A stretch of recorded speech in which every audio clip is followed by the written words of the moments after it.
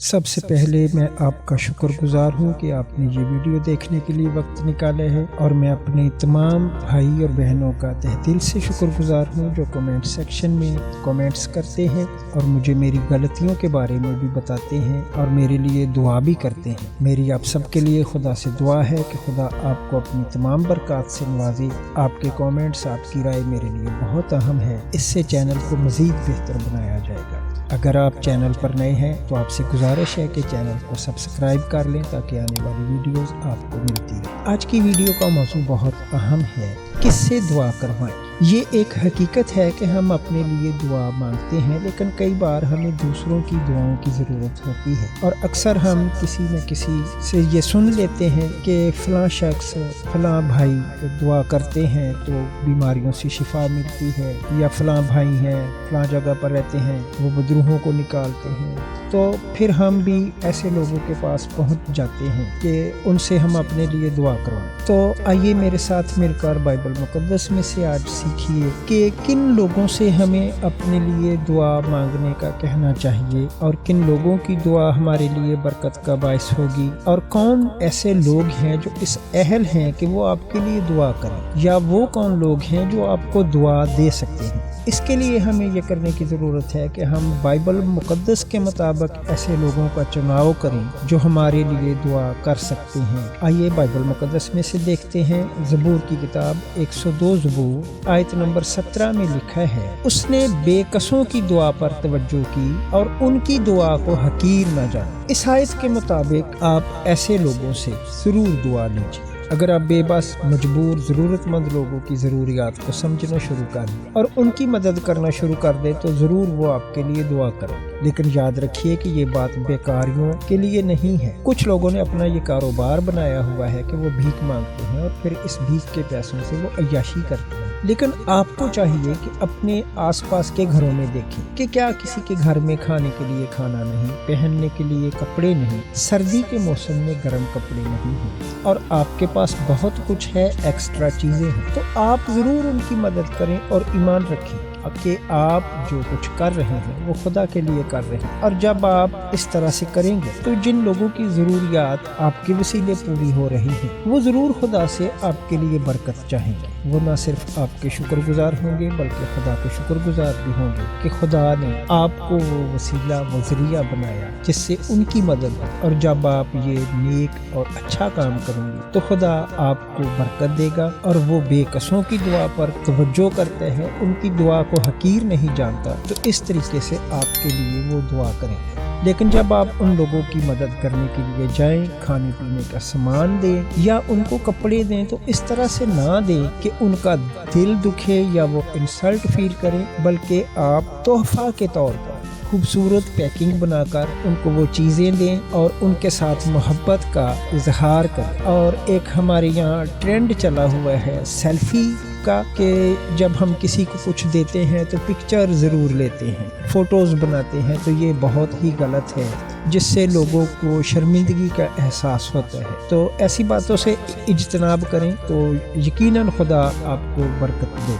पहला थस्सलुनीकियों 5 बाब आयत नंबर 25 में लिखा है, आए भाइयों हमारे वास्ते दुआ करो। वो सब लोग जो मसीह यीशु पर ईमान रखते हैं कि यीशु मसीह खुदा का बेटा है, हमारा निजात दहिंदा है, वो सब आपस में भाई हैं। तो आप उनसे जाकर ये कह सकते हैं कि वो आपके लिए दुआ करें। और जब वो आपके लिए दुआ करेंगे तो जो आपकी ज़रूरियात हैं, आपकी परेशानियां हैं, उनको वो खुदा के सामने रखेंगे तो ज़रूर वो सब हो जाएगा जो आपके लिए ज़रूरी है। और यहाँ पर भी एक बात मैं ज़रूर कहना चाहूँगा कि ऐसे लोगों से दुआ करने के लिए कभी ना कहें जो खुद नहीं जानते कि यीशु मसीह कौन है, जो खुद ये ईमान नहीं रखते कि वो खुदा का बेटा है और हमारा निजात दहिंदा है। आप अपनी कलीसिया के लोगों से कह सकते हैं कि वो आपके लिए दुआ करें, तो वो दुआ सुनी जाएगी। पैदाइश 25 बाब आयत नंबर 21 में लिखा है, और इसहाक ने अपनी बीवी के लिए खुदावंद से दुआ की क्योंकि वो बांझ थी और खुदावंद ने उसकी दुआ कबूल की और उसकी बीवी रिबका हामला हुई। कई शादीशुदा जोड़ों के साथ ऐसा होता है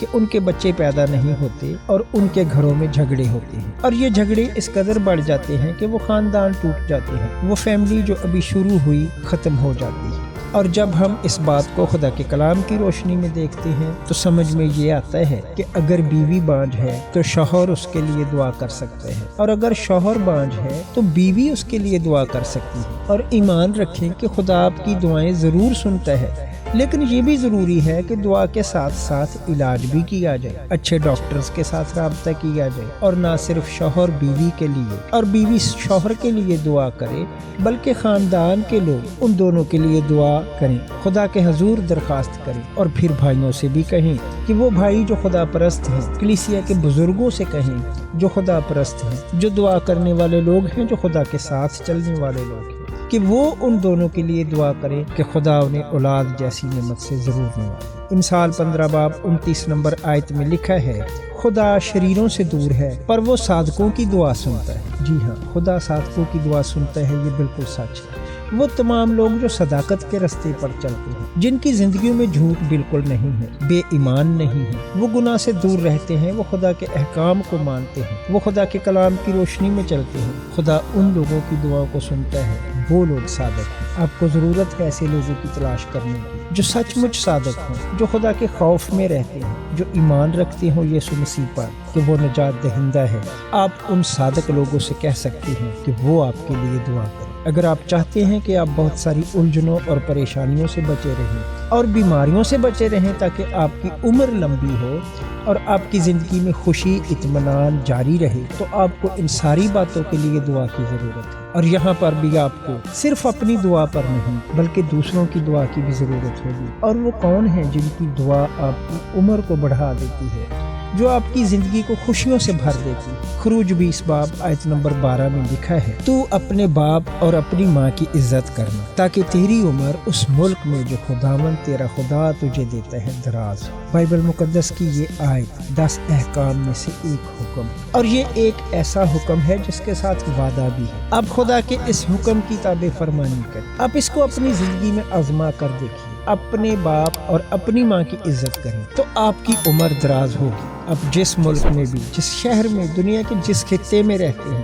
آپ ایک لمبی عمر پائیں گے۔ اور یہ ایک حقیقت ہے کہ جب آپ والدین کی خدمت کرتے ہیں، ان کے احکامات کو مانتے ہیں، تو پسے پردہ آپ خدا کے حکم کو مان رہے ہوتے ہیں۔ اور جب آپ خدا کے حکم کو مان رہے ہوتے ہیں تو آپ خدا کے ساتھ چل رہے ہوتے ہیں۔ اور جب ہم خدا کے ساتھ چل رہے ہوتے ہیں تو پھر نہ کوئی خوف رہتا ہے، نہ پریشانی رہتی ہے، بلکہ وہ سب کچھ جو ہمیں چاہیے، جو انسان کی زندگی کے لیے ضروری ہے، وہ خدا پورا کرتا ہے۔ وہ قادر مطلق ہے، جس کی قدرت کی کوئی حد نہیں، وہ کسی بات کی کمی نہیں رہنے دیتا۔ اگر آپ سے ماں باپ کے سامنے کچھ بھی غلطی ہوئی ہے، گستاخی ہوئی ہے، تو آئندہ کے لیے آپ ان کو احترام دینا شروع کریں، اور جب آپ ان کو احترام دینا شروع کریں گے تو یاد رکھیے آپ کی پریشانیاں ہمیشہ کے لیے آپ سے دور ہو جائیں اور برکتیں ہر روز آپ کو ملنا شروع ہو جائیں۔ اگر آپ اکثر بیمار رہتے ہیں، پریشان رہتے ہیں، بیماریوں کا علاج کروا کر تھک چکے ہیں اور آپ کو کوئی فائدہ ہی نہیں ہو رہا،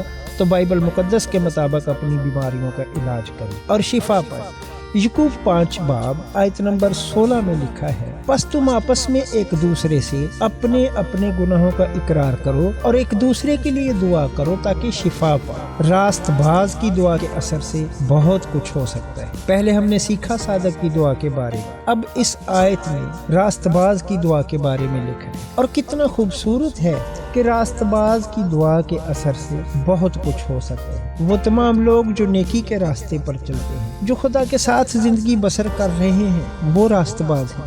جو خدا کے کلام پر ایمان رکھتے ہیں، جو ایمان رکھتے ہیں کہ یسوع مسیح ہی خدا کا بیٹا ہے، راست باز ہے۔ یہ کوئی بہت مشکل طریقہ نہیں ہے بیماریوں سے شفا پانے کا۔ ایک دوسرے سے کلیسیا میں، گھر میں اپنے گناہوں کا اقرار کرنا، خدا کے سامنے گناہوں کا اقرار کرنا، اقرار کریں کہ میں گناہ گار ہوں، یقیناً آپ اپنی بیماریوں سے شفا پائیں۔ معافی مانگے خدا سے کلیسیا کے سامنے، ان لوگوں کے سامنے جو خدا کے لوگ ہیں، تو آپ کی بیماریاں آپ سے دور چلی جائیں۔ لوکا 6 باب آیت نمبر 28 میں لکھا ہے، جو تم پر لعنت کرے ان کے لیے برکت چاہو، جو تمہاری تحقیر کرے ان کے لیے دعا کرو۔ اور جب آپ ایسا کریں گے، لوگوں کے لیے برکت چاہیں گے۔ وہ لوگ جو آپ پر لعنت بھیجتے ہیں، آپ ان کے لیے برکت چاہیں گے۔ جو آپ کی انسلٹ کرتے ہیں، جو آپ کو ذلیل رسوا کرتے ہیں، ان کے لیے دعا کریں گے۔ تو آپ کی برکات میں اضافہ ہوگا، خدا کا فضل آپ پر ہوگا۔ پہلا پطرس 3 باب آیت نمبر 9 میں لکھا ہے، بدی کے عوض بدی نہ کرو اور گالی کے بدلے گالی نہ دو، بلکہ اس کے برعکس برکت چاہو،